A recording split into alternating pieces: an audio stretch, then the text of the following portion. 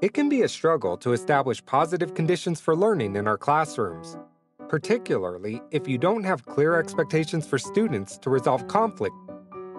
Navigating conflict is also difficult to do when we take students' conflicts personally instead of 1.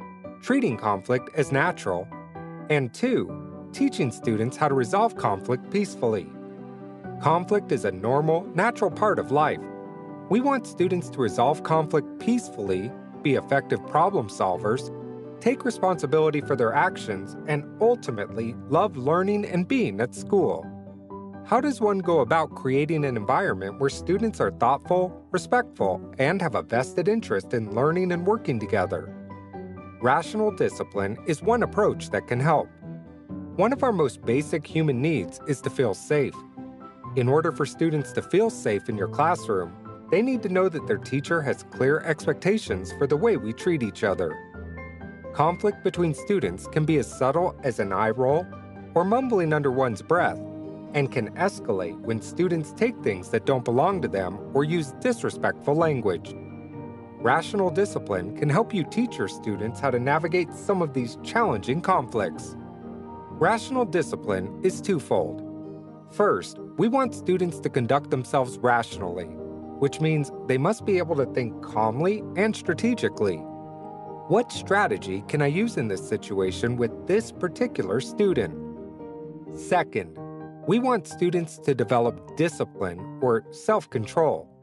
Normally, my response for conflict is to attack or sometimes just take the abuse.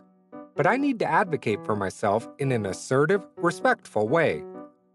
It's imperative to help students understand that they cannot control others, but they do have control over how they respond. Next, students need clear options or strategies when conflict emerges. Students must also know that you as the teacher expect them to choose one of your classroom strategies. Once there is conflict, students must make a decision. Do they move, ignore, use an I message, write the issue down for a class meeting, or tell a responsive adult? The last part of the discipline equation is to ensure that students always have something to do when they finish assignments. Being idle in your classroom creates opportunities for misbehavior and should not be an option. That's why it's imperative to have choices for when students complete assignments. Providing choices for students increases students' autonomy and self-direction. Administrators can support these strategies by simply asking students 2 questions. What can you do when you have a conflict? What can you do when you finish assignments?